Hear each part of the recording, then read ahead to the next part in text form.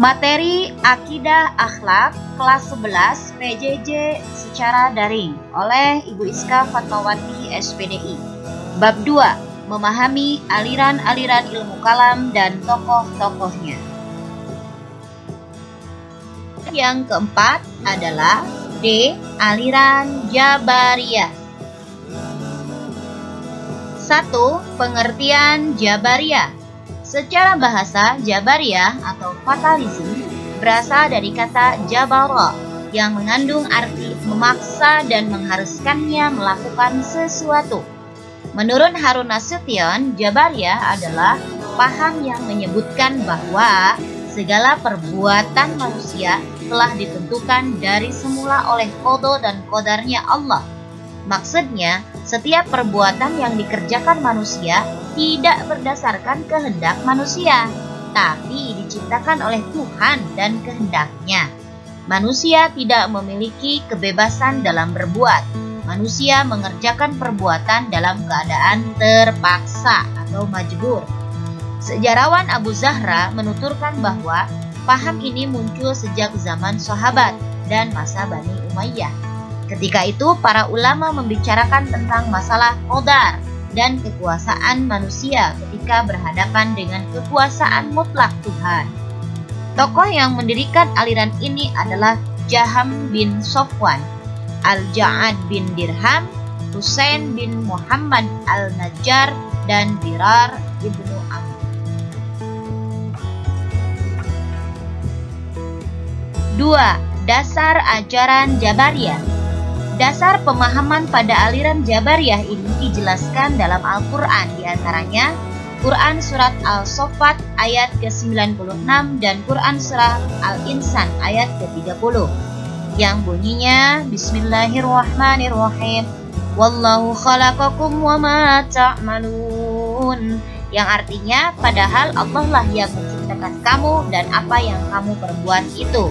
Yang kedua adalah Quran Surah Al-Insan ayat ke-30 yang bunyinya Bismillahirrahmanirrahim Wa ma tasha'una illa ayyasha'allahu innallaha kana aliman hakima, yang artinya dan kamu tidak mampu menempuh jalan itu kecuali bila dikehendaki Allah.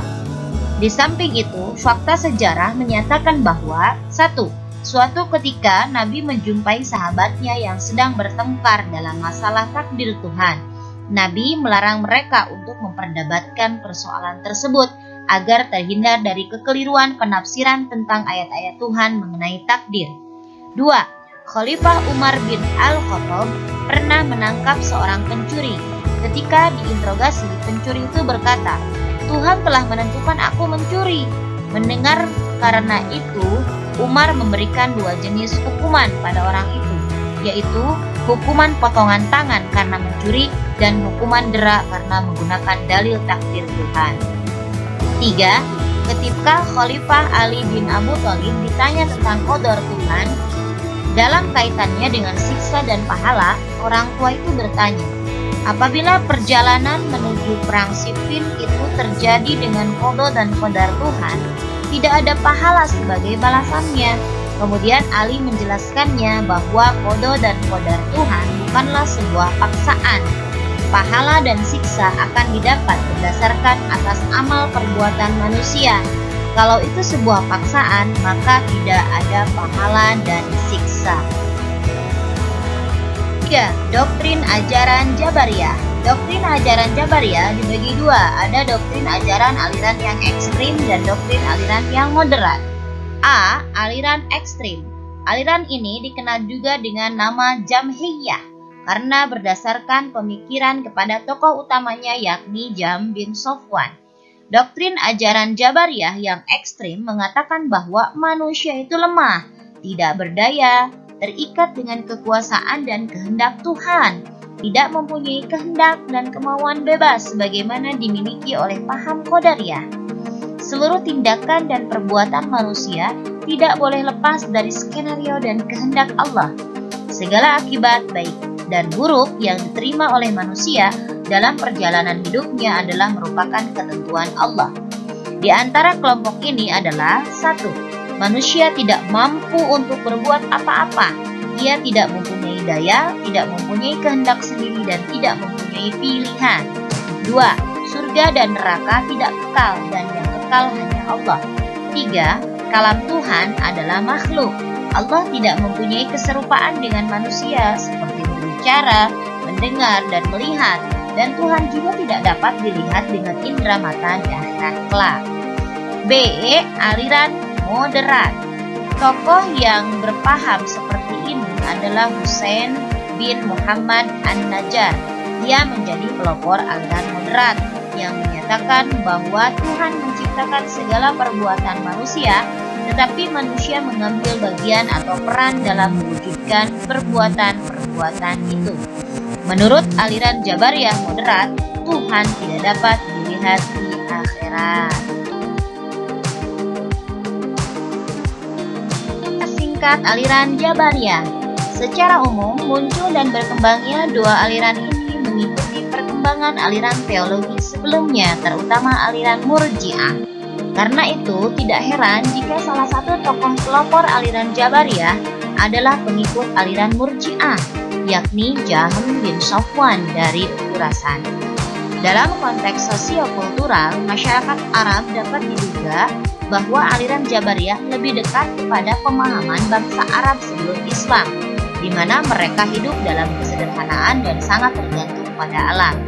Setelah Jahm bin Safwan wafat karena terlibat pertarungan politik dengan dinasti Umayyah, aliran Murji'ah dilanjutkan oleh Al-Husain bin Muhammad An-Najjar.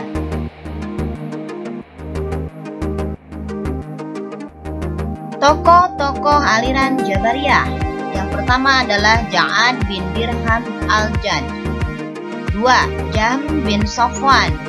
3. An-Najjar. Dan 4. Ad-Dirar.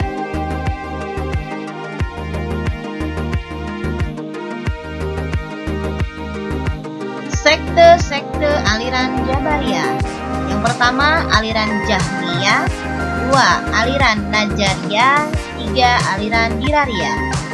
1. Aliran Jahmiyah adalah sekte para pengikut Jahm bin Safwan, adalah seorang yang paling berjasa besar dalam mengembangkan aliran Jabariyah.